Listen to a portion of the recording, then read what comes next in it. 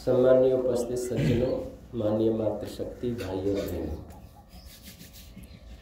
कल हमारे देश में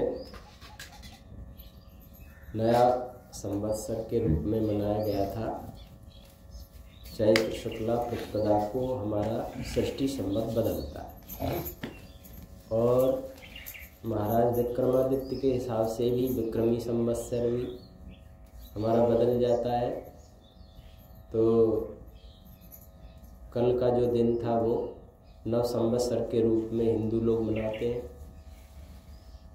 और इस चैत्र शुक्ला प्रतिपदा को ही श्री रामचंद्र जी का राज तिलक भी होना था। यही तिथि रखी गई थी। सृष्टि का पहला दिन का प्रारंभ में श्री राम का भी राज तिलक होना है, ये सब विद्वानों ने निश्चित किया था। और महर्षि दयानंद सरस्वती जी ने भी आर्य समाज की स्थापना इसी दिन की थी। चैत्र शुक्ला प्रतिपदा को नव संवत्सर के समय पर ही आर्य समाज की भी स्थापना हुई थी। तो 150 वर्ष जो है आर्य समाज की स्थापना के भी स्थिति को हो जाते हैं, यानी 1875 में हुई थी और 25 चल रहा है तो 150 वर्ष करीब लोग लगभग हो गए हैं। यही नव संवत्सर क्यों है? तो भगवान ने ये दुनिया जब बनाई तो ये सब कुछ सूर्य चांद पृथ्वी ग्रह उपग्रह औषधियाँ वनस्पतियाँ यानी अब तक बना दी गई थी। चैत्र शुक्ला प्रतिपदा को मानव सृष्टि पैदा हुई, इसको मानसी संवत्सर कहते हैं। मनुष्य इस समय पैदा किए गए, पशु पक्षी आदि इसी में चैत्र शुक्ला प्रतिपदा के दिन प्रारंभ किए, यूँ समझो। क्योंकि इस समय जो है वो वातावरण सम होता है, ना अधिक सर्दी होती है ना अधिक गर्मी होती है। तो हमारे शरीरों को पैदा करना, उनको रख रखाव और बचाने के लिए कोई इंतजामात तो पहले होते नहीं। भाई माता पिता हों, कपड़े लत्ते बना करके रखे जाएं, कुछ ठंडी से बचाने के लिए, गर्मी से बचाने के लिए। प्रथम बार मनुष्य पैदा हो रहा है और वो जवान अवस्था में पैदा किए, तो सर्दी गर्मी सब वातावरण में भगवान ने इस सृष्टि संवत के हिसाब से चैत्र में पैदा किए। इसलिए इसको हम मानसी सृष्टि संवत सर कहते हैं। जो इस समय पैदा हुए होंगे ऐसा एक अनुमान सृष्टि से भी हमें लगता है। इस समय दुनिया में नयापन सा दिखाई देता है। इससे पहले बसंत ऋतु ये चल रही है तो आप देखते हैं कि जितने भी ये वृक्ष आदि हैं उनके जो पुराने पत्ते हैं वो सब झड़ जाते हैं, पीले पड़ के सब झड़ जाते हैं और नई कोपलें आ जाती हैं। सारे पौधे सारे वृक्ष आदि एक नए दिखाई देने लगते हैं, नयापन दिखाई देने लगता है। इसलिए भी ये हमें मान लेना चाहिए कि सृष्टि भी इस बात का सबूत दे रही है कि इस समय भगवान ने मनुष्य सृष्टि को बनाया। हमारे ऋषि मुनि जब से ये संसार बनाए, सबसे पहले जो मनुष्य पैदा किए उनको वेद का ज्ञान दिया। आप कहेंगे भाई इसकी गणना किसने की होगी कि भाई इतना समय सृष्टि को बने हो गया और ये नया संवत्सर है। तो जो सबसे पहले मनुष्य पैदा हुए, स्त्री पुरुष जोड़े से पैदा हुए, उनमें जो 4 ऋषि थे पिछली सृष्टि के बहुत ही तपस्वी ज्ञानी आत्माएं, जो इस दुनिया में अब आकर के भगवान के ज्ञान को दुनिया में देकर और वो मुक्त हो जाएंगी, ऐसी आत्माओं को भगवान ने पैदा किया।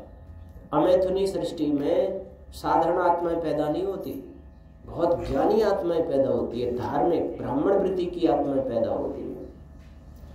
इसलिए ये भी इस बात का भी निषेध हो जाता है कि सबसे पहले आदमी जंगली था, कुछ जानता नहीं था, नंगा रहता था और मांस खाता था।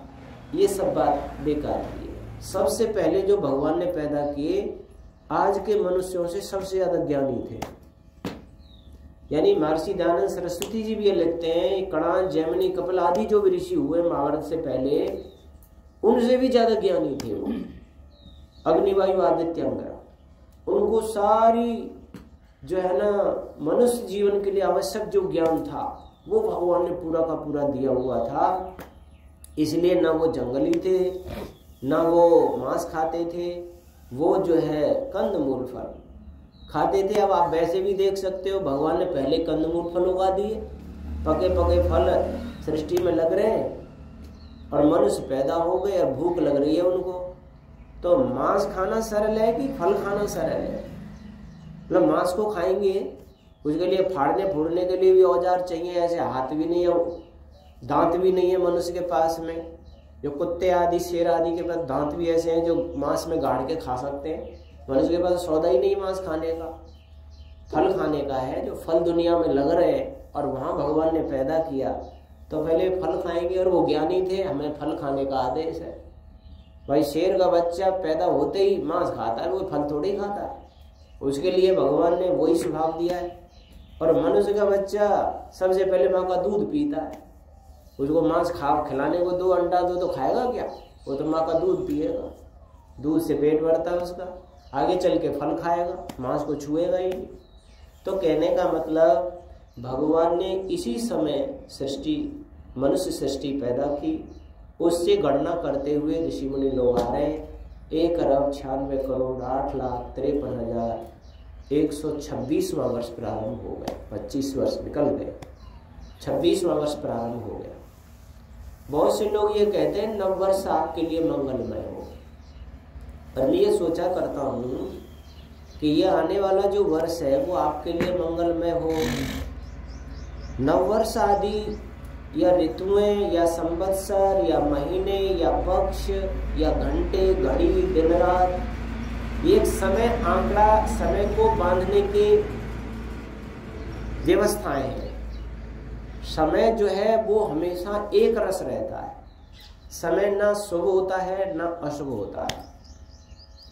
समय को हम एक व्यवस्था में बांधते हैं, सूर्य जैसे निकलता है और अस्त होगा तब तक, फिर दूसरी बार उदय होगा तब तक, फिर चंद्रमा की कुछ स्थिति से ये समय का आंकड़ा किया जाता है। जैसे आजकल पहले घड़ी पल, क्षण घड़ी पल मुहूर्त बोले जाते थे, उनमें गिनती होती थी, टाइम को बांधा गया था। अब समय को बांध दिया गया है सेकंडों में, मिनटों में और घंटों में। 1 सेकंड का कितना समय होगा वो समय देखा जाता है। जैसे एक नाड़ी एक बार में फड़कती है तो वो 1 सेकंड समझ लिया, और 60 बार फड़के तो उसको 1 मिनट बोल दिया। उस समय को एक उसमें बांध दिया हमने।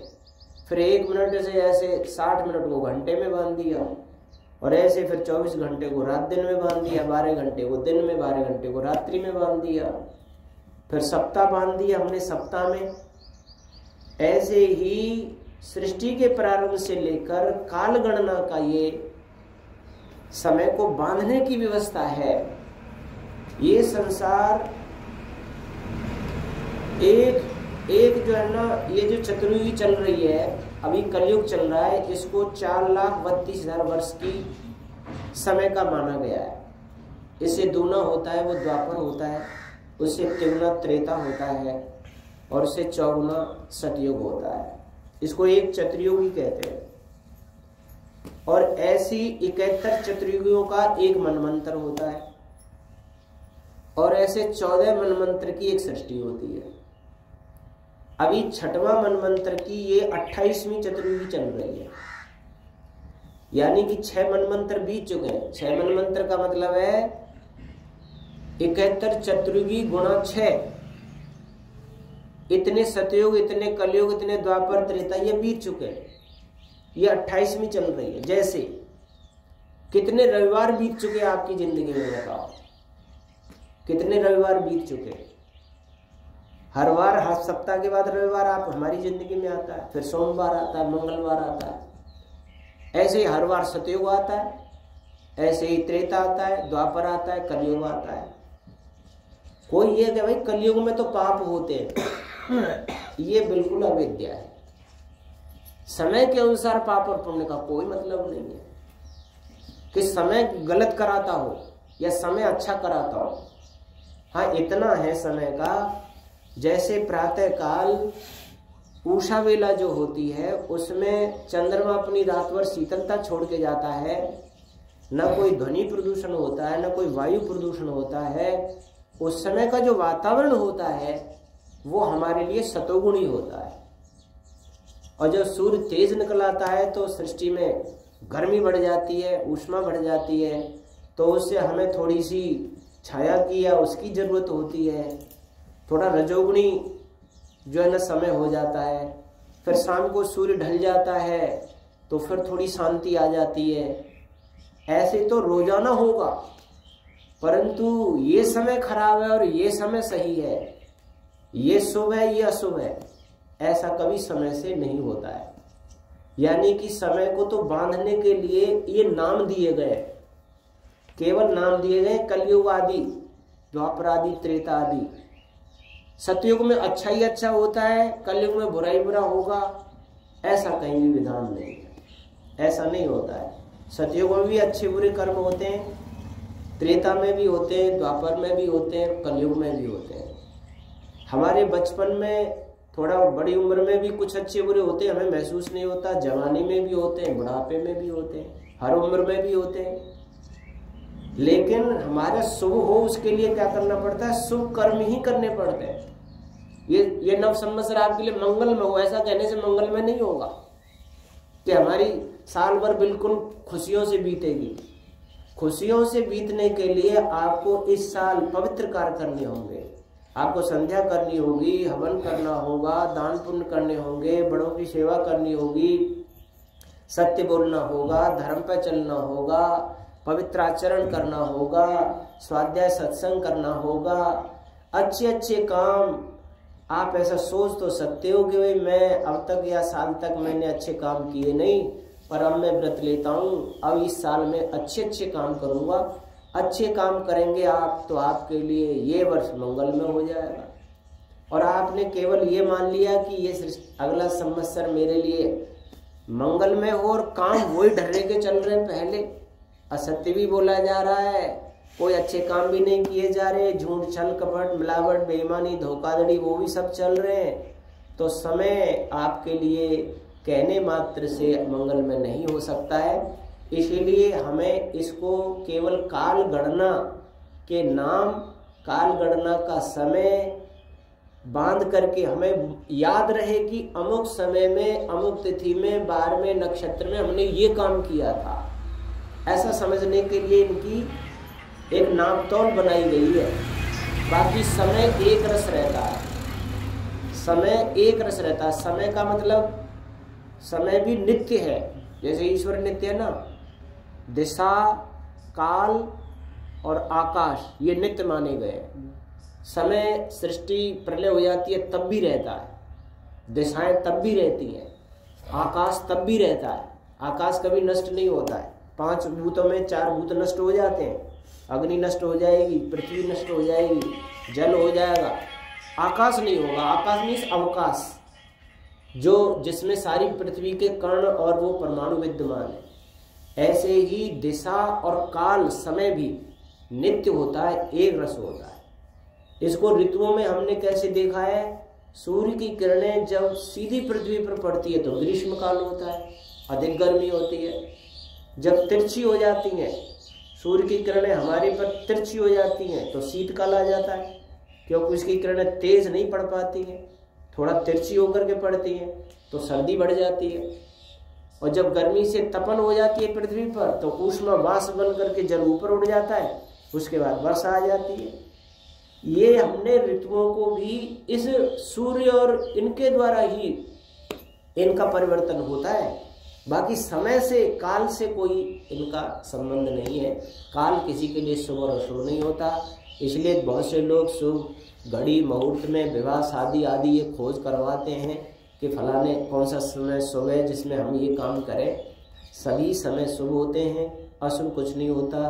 केवल हमारे कर्म हमें बुद्धिपूर्वक सोच करके करना है कि ये समय प्रकाश का समय होगा, अंधेरा नहीं होगा, वर्षा काल नहीं होगा, उस समय कोई मक्खी मच्छर भी ज़्यादा नहीं होंगे, साफ सफाई वातावरण में होगी। ऐसा करके हम देख सकते हैं बाकी शुभ और अशुभ का दिल दिमाग से निकाल देना चाहिए, या अगला वर्ष हमारे लिए मंगलमय हो, ये तभी हो पाएगा जब हम अच्छे कर्मों से अपने जीवन को जोड़ते रहेंगे।